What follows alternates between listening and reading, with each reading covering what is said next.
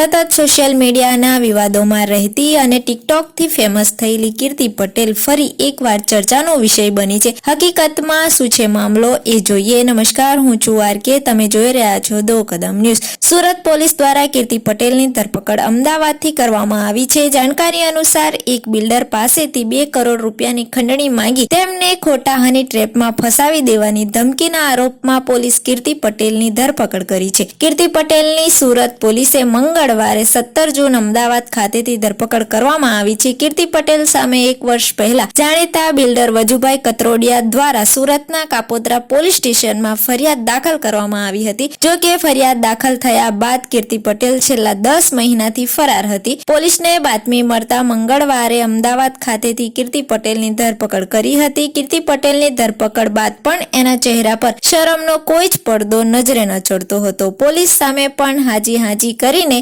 હસતા હસતા જવાબ આપતા જોવા મળી. 2 કરોડ રૂપિયાની ખંડણી ઉઘરાવવાનો શું મોટો ગુનો કહેવાય એવું સાબિત કરતા હોય એવું લાગી રહ્યું છે.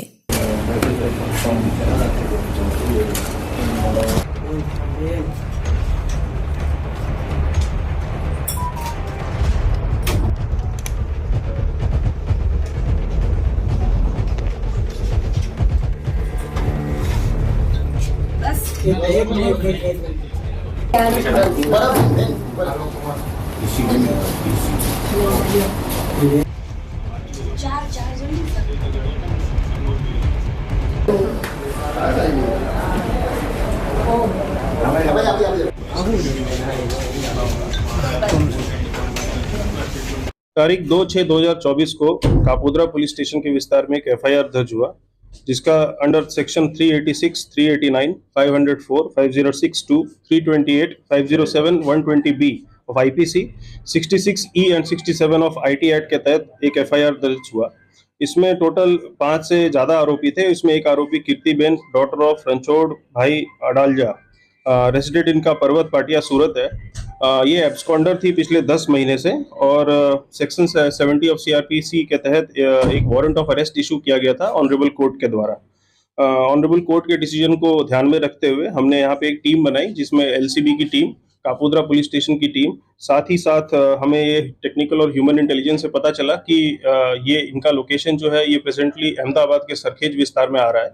तो सरखेज पुलिस स्टेशन के जो लोकल स्टाफ है और जोन 7 अहमदाबाद शिवम वर्मा, उनका सपोर्ट लेके हमने काफ़ी वर्कआउट करने के बाद इनको सरखेज पुलिस स्टेशन के विस्तार से अहमदाबाद से इनको पकड़ा है.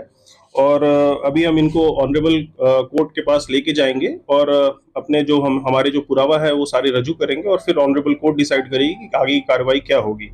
साथ ही साथ मैं ये भी बताना चाहूँगा कि कीर्तिबेन के अगेंस्ट में और भी काफ़ी सारी फरियादें और कंप्लेंट्स हैं. उनमें हमारे पास लैंड ग्रैबिंग और एक्सटॉर्शन की फरियादें भी हैं और उनमें भी उनका स्टेटमेंट हम रिकॉर्ड करेंगे और आगे कार्रवाई हम करेंगे. तो अभी जो गुना है वो क्या है? अभी किस गुना में धरपकड़ हुई है? अभी फिलहाल जो गुना है वो हनी ट्रैप और एक्सटॉर्शन का गुना है और इसमें टोटल 5 आरोपी हैं और एक अननोन भी है. किस तरह से इनको फंसाया गया था? किस तरह से ब्लैकमेल किया गया था? इनको ब्लैकमेल फोन के थ्रू और इंस्टाग्राम अकाउंट के थ्रू किया गया था और आगे की डिटेल्स जो है हम कोर्ट के साथ शेयर करेंगे. कितने की खंडनी मांगी थी उसने?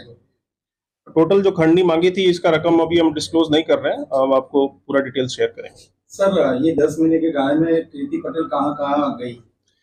10 महीने के दौरान में इनका मोबाइल जो है वो कॉन्स्टेंटली अलग अलग लोकेशन पे आ रहा था, गुजरात के अलग अलग लोकेशंस पे, लेकिन कोई भी परफेक्ट लोकेशन नहीं आने की वजह से इनको हम अरेस्ट नहीं कर पा रहे थे. साथ ही साथ जो आईपी एड्रेस है ये बार बार चेंज हो रहा था और इनका जो फ़ोन है वो भी बार बार स्विच ऑफ होकर अलग अलग मोबाइल नंबर और अलग अलग सिम कार्ड से यूज़ हो रहा था. हमने आईपी एड्रेस ट्रैक करके और जो इंस्टाग्राम और बाकी लोगों से कोऑर्डिनेट करके, उनके नोडल ऑफिसर से कोऑर्डिनेट करके हमने ये लोकेशन निकलवाया और इसमें हमने साइबर एक्सपर्ट्स का भी इस्तेमाल किया और उसके साथ ही हमने इनको पकड़ा है. सर, इसका बैकग्राउंड क्या है और काम धंधा क्या करती है ये? इनके मोर देन 1 बिलियन फॉलोअर्स हैं इंस्टाग्राम पे और ये सोशल मीडिया इन्फ्लुएंसर है. सर, ऐसा बोल सकते हैं कि एक के बाद एक फरियाद दर्ज हुई है तो फांसा भी हो सकता है कीर्ति पटेल के विरुद्ध? ये हमें इन डेप्थ स्टडी करना पड़ेगा कि पासा प्रपोजल के लिए इनके अगेंस्ट में जो जरूरी पुरावा है वो है कि नहीं. अगर इनके अगेंस्ट में जरूरी पुरावा हमें मिलते हैं तो जरूर हम किसी को हम स्पेशल ट्रीटमेंट हम देने के मूड में नहीं है. सर कई लोगों को ब्लैकमेल किया है, तो क्या अपील रहेगी आपकी उन फरियादियों को पुलिस के पास आने की?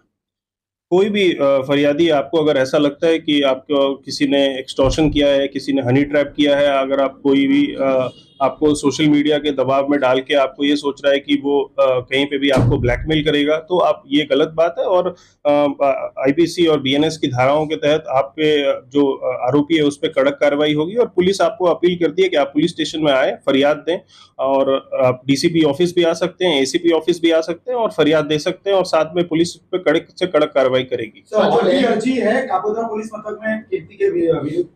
जोन 1 विस्तार में अलग अलग पुलिस स्टेशन में अर्जियां हैं। अभी एक्सटॉर्शन की एक अर्जी है और एक लैंड ग्रैबिंग की अर्जी है, तो उस पर भी हम तपास कर रहे हैं।